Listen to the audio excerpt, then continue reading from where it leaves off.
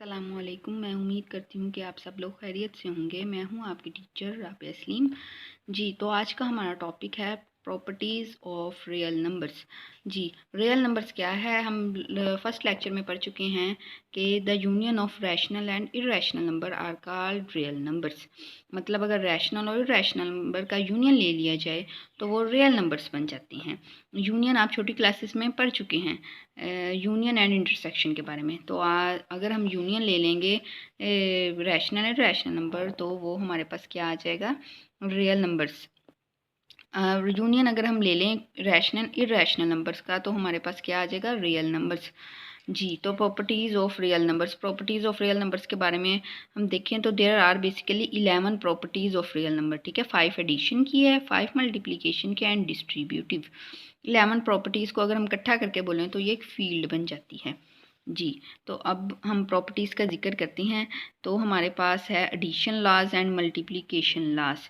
क्योंकि addition laws and multiplication laws में थोड़ा सा ही फ़र्क है, इस वजह से मैंने आमने सामने इनको ज़ाहिर किया है ताकि आपको इनके फ़र्क का भी पता चल सके। जी, सबसे पहले हम क्लियर लॉ ऑफ एडिशन पढ़ेंगे। उल्टा ए जिसको कहते हैं, जैसे कि बहुत से साइन हैं जिनके नाम का हमें पता चलना चाहिए। ठीक है, क्लियर लॉ ऑफ एडिशन में जो उल्टा ए है इसके कहते हैं for all a p is the element of R. ठीक है, एलिमेंट से मुराद है रियल नंबर से वो बिलोंग करता है। A plus B is belong to R, मतलब ए और बी को जब हम प्लस करें तो हमारे पास जो आंसर आए तो वो रियल नंबर से बिलोंग करता हो। अगर हम इसकी एग्जांपल की तरफ जाएं तो a is equal to 2, b is equal to 4। ठीक है, and 2 + 4 is equal to 6, 6 belongs to R, मतलब रियल नंबर्स। अगर मल्टीप्लिकेशन लास्ट का जिक्र करें, for all A B is the element of R, A multiply b is belong to R या element of R. R से मुराद आपको मैं बता चुकी हूँ रियल नंबर, मतलब ए और बी को मल्टीप्लाई करें, जैसे A is equal to 2 and B is equal to 4, तो 4 2 ज़ा 8, A is the element of R या 8 बिलोंग टू आर। जी, ये तो एक प्रॉपर्टी होगी। नेक्स्ट प्रॉपर्टी का जिक्र करें तो हम करेंगे addition law. Addition law and multiplication law में एसोसिएटिव प्रॉपर्टी। जी, associative property with respect to addition या एसोसिएटिव प्रॉपर्टी ऑफ एडिशन। हाँ जी, यहाँ for all A B C is belong to R, तो इसका जो सा प्रॉपर्टी है वो A plus B into plus C and is equal to A plus into B plus C. इससे फ़र्क नहीं पड़ता अगर हम पहले ए प्लस बी को करें और बाद में सी उसमें ऐड करें, या फिर पहले बी प्लस सी को ऐड करें और बाद में ए उसमें प्लस करें। जैसे कि ए इज इक्वल टू 1 है, बी इज इक्वल टू 2 है and c is equal to 3 है।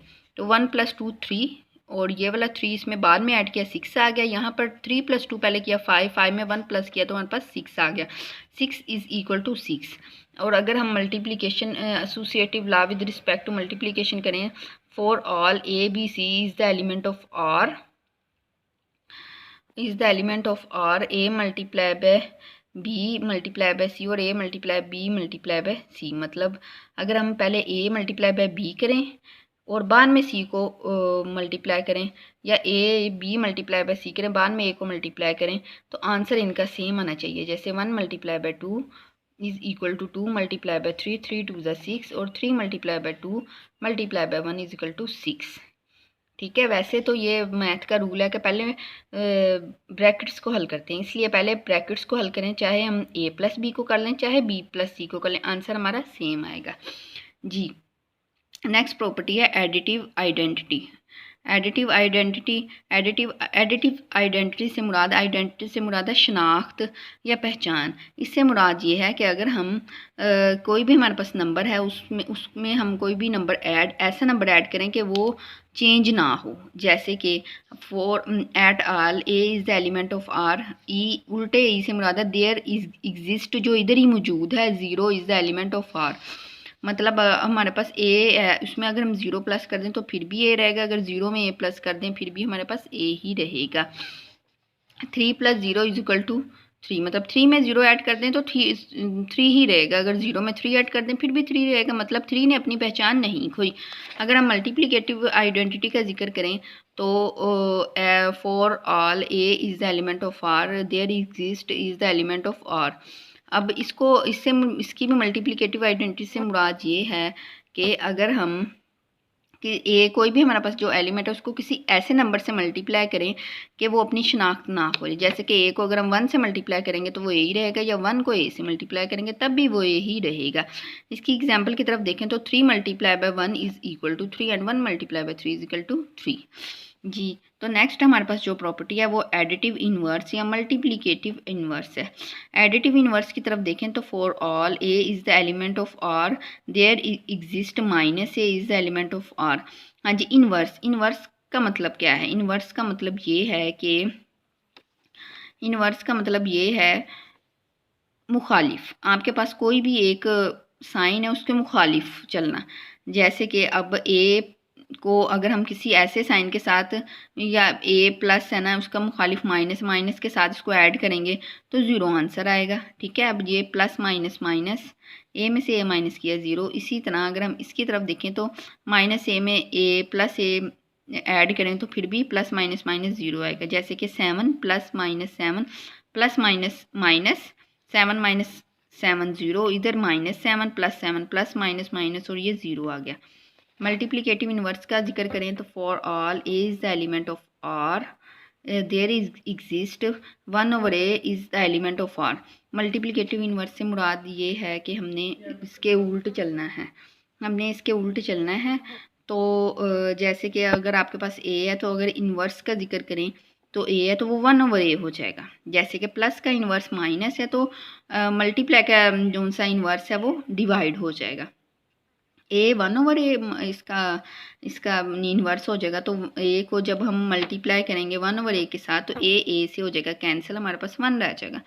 अगर 1/a को ए से मल्टीप्लाई करेंगे तो ए से कैंसिल हो जाएगा तो 1 आ जाएगा। जिस तरह 7 1/7 को 7 से क्रॉस करें 1 आ जाएगा, और 1/7 को 7 से क्रॉस करें तो फिर भी हमारे पास 1 आ जाएगा।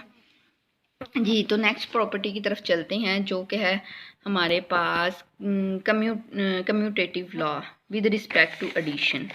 Commutative law with respect to addition, commutative law with respect to multiplication. Commutative law for all A B is the element of R, A plus B is equal to B plus A.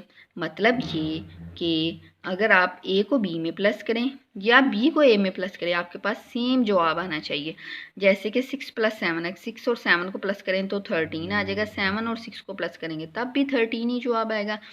Commutative law with respect to multiplication करें तो for all A B is the element of R, A multiply b is equal to b multiply a. मतलब ए और B को multiply करें या B को ए में इसके साथ मल्टीप्लाई करें तो आंसर हमारा का सेम है। जैसे 6 multiply by 7 is equal to 42 and 7 multiply by 6 is equal to 42। हाँ जी, distributive law of multiplication. Next हमारे पास आ जाएगा distributive law of multiplication over addition.